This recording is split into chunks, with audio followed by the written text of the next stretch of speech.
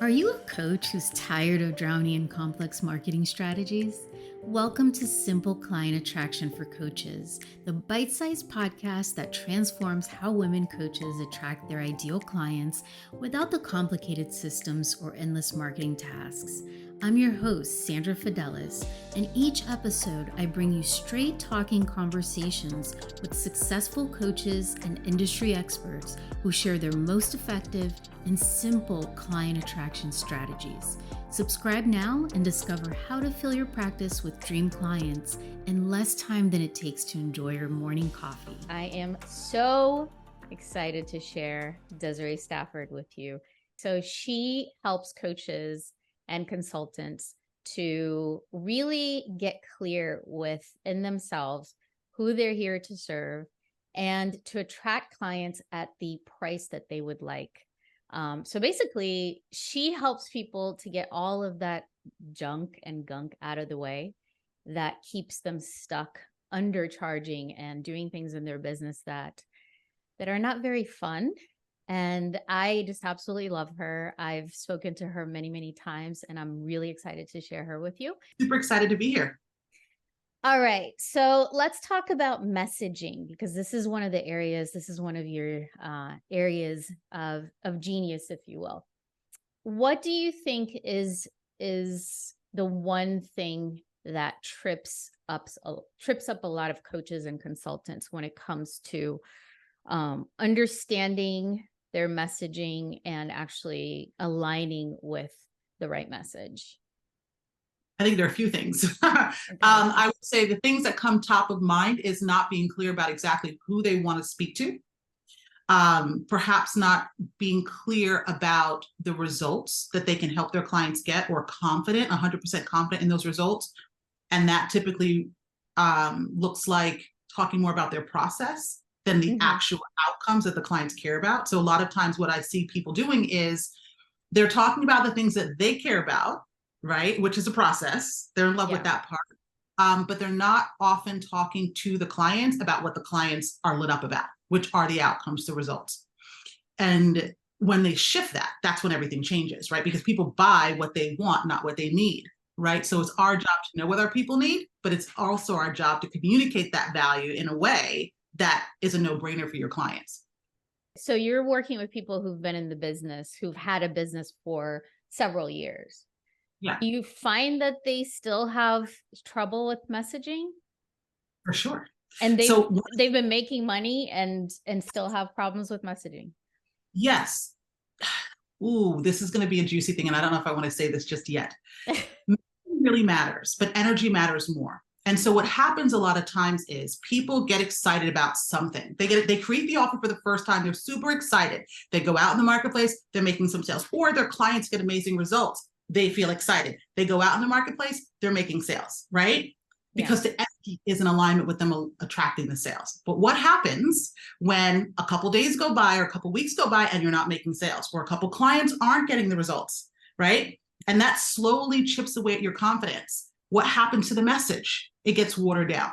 Now you're not so confident. So now you don't want to share the bold results that you can help people get, because you're a little bit hesitant. You're a little bit afraid that what if clients work with me and they don't get results? Like, that's just one example of how you can be doing very well in your business and then subconsciously start sliding backwards, not even aware that that's what you're doing, because you're still showing up all of the time, right? You're still creating content, but all of a sudden it's now not working because you've shifted. How you feel about yourself, how you feel about the value of your work has shifted, and that then impacts the message that you're sharing, right? Another thing is, a lot of times when a client is successful and they're wanting to raise their fees and call in their next level of client, they can have some fear around that, right? What if I'm not good enough? What if this? What if that? And so what they are doing is still speaking to the clients that they know they've outgrown. That's another way you can already be successful, but then the message is not targeted to the right people. So there's a couple of different things at play that can really influence the messaging that you're putting out there. Okay, so when you guide people around figuring out what their messaging is, where do you start? Always with the value. It's a couple of things. Because when I think of value, I don't think of just what my clients are teaching their clients. It's not just their expertise. Their value is also their energy. Their value is also who they're being.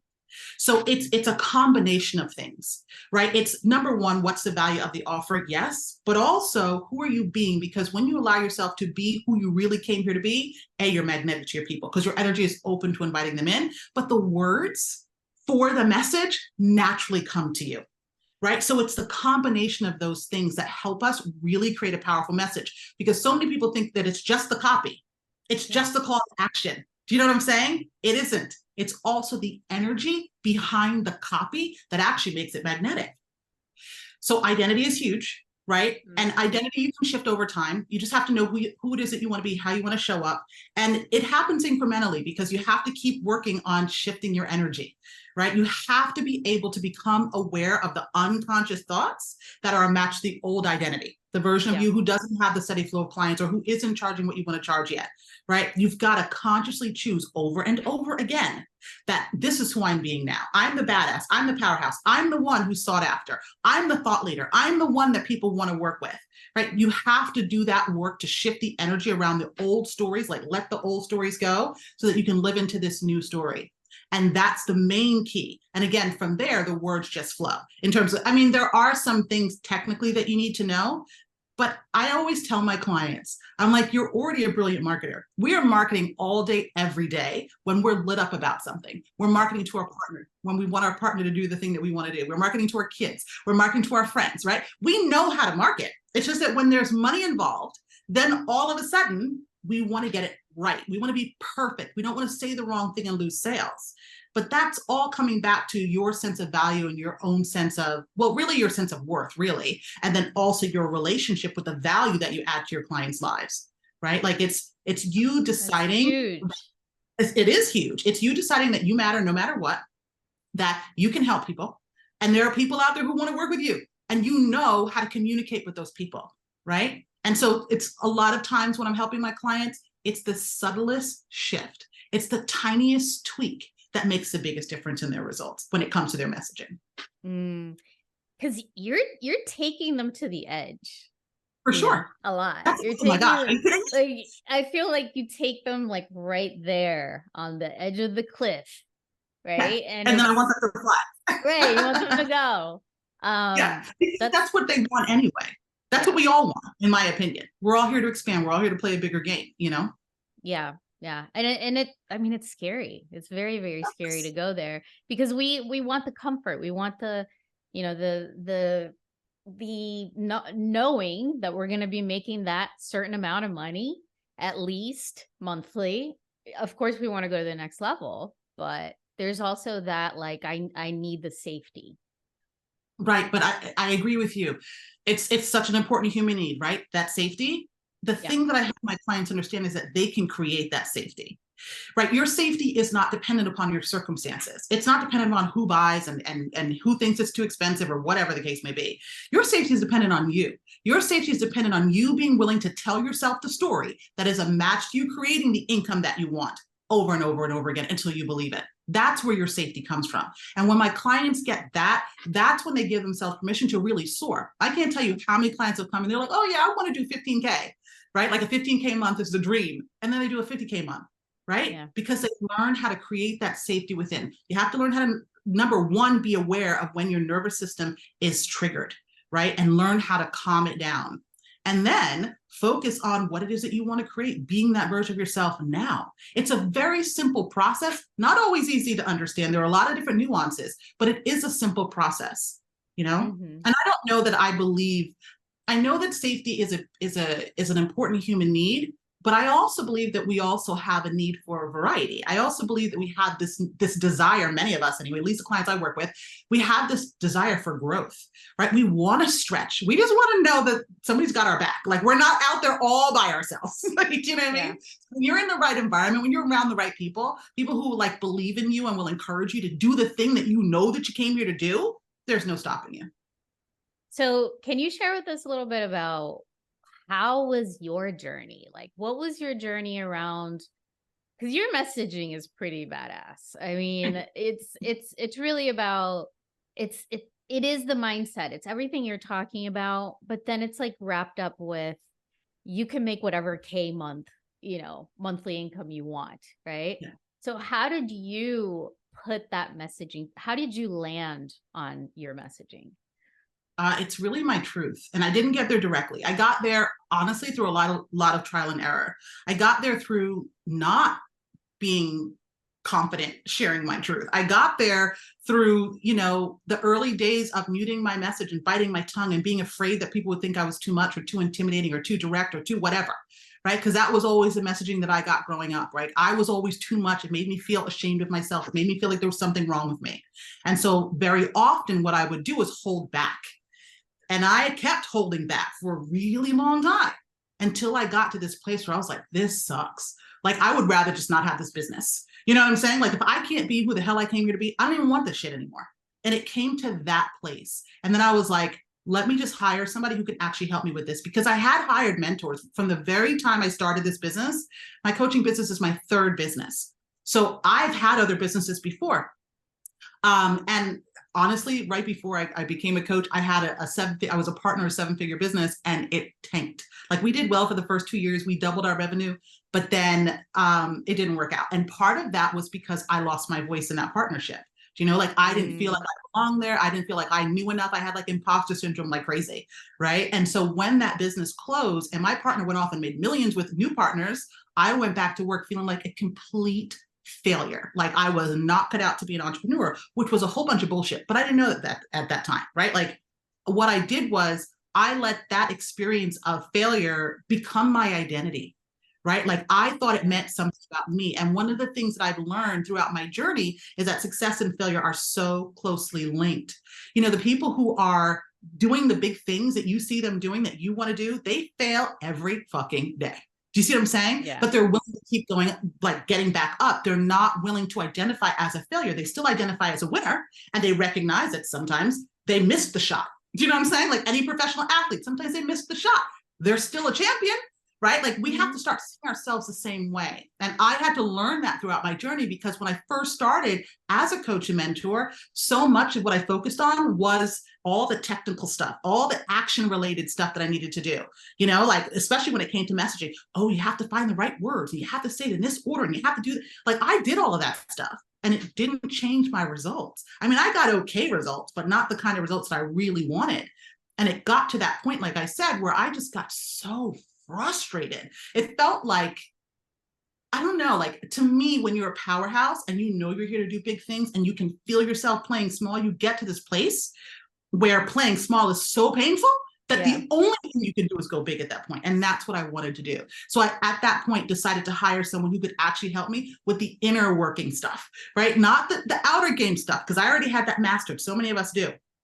But it was learning how to retrain my brain and get my body on board with what I wanted. It was being able to see where I was holding myself back, being able to identify the stories that I was telling myself, and learning how to shift those stories so that I could give myself permission to show up fully, right? Because other than that, your energy is split. And a lot of people are seeing that, right? Like, they're taking all the action, so they have that energy there, but they're not showing up emotionally. Right? They're showing up physically, but not emotionally, and they're not a match to the results, which is why the results are sporadic. They're up and down, right? So what I had to learn was, well, how do I then incorporate, how do I embody the person that I really want to be? And I had to learn that wasn't just about showing, like, having the discipline to keep showing up. It was like physically, it was also having the discipline to show up emotionally, to show up for myself, right? To back myself, to believe in myself, regardless of my results. That changed everything. It changed how I felt about my own sense of worth, and I detached that from the results. It changed my relationship with the value that I add to my clients' lives. It just changed everything, right? So marketing feels fun and easy for me. There are some times, occasionally, where I feel blocked. Like, I feel like, oh, I don't feel like writing today. And I always know that when I'm experiencing that, that's because I'm about to push my edge. And that's when I need to do the deeper inner work.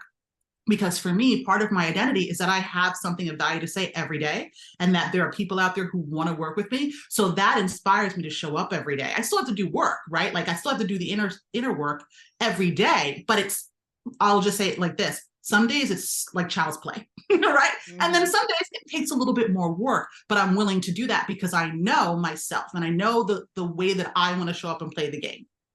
So if you had to share one nugget that you want people to take away from this conversation regarding messaging, regarding value, what would it be? People are often waiting to see their circumstances change before they believe that they can have what they want, but they're thinking in reverse. What you actually have to do is believe, and then you see the circumstances change, because your reality is always reflecting you. Beautifully, beautifully said. Where can people learn more about you?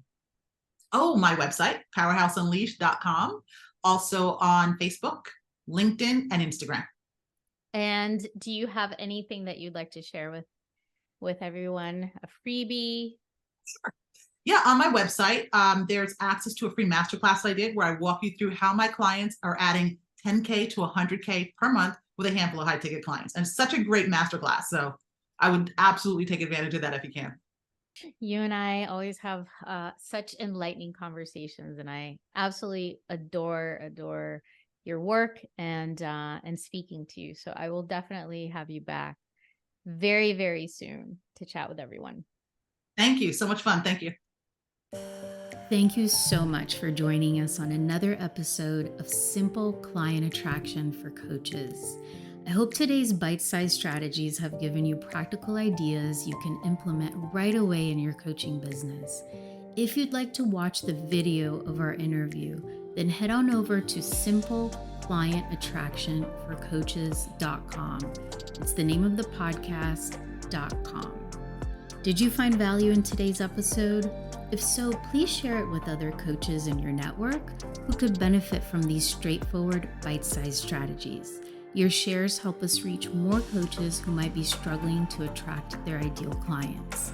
And don't forget to subscribe, rate, and review us. Until next time, remember, client attraction doesn't have to be complicated. Small, consistent actions can lead to remarkable results. I'll see you in our next episode with more simple strategies to help your coaching business thrive.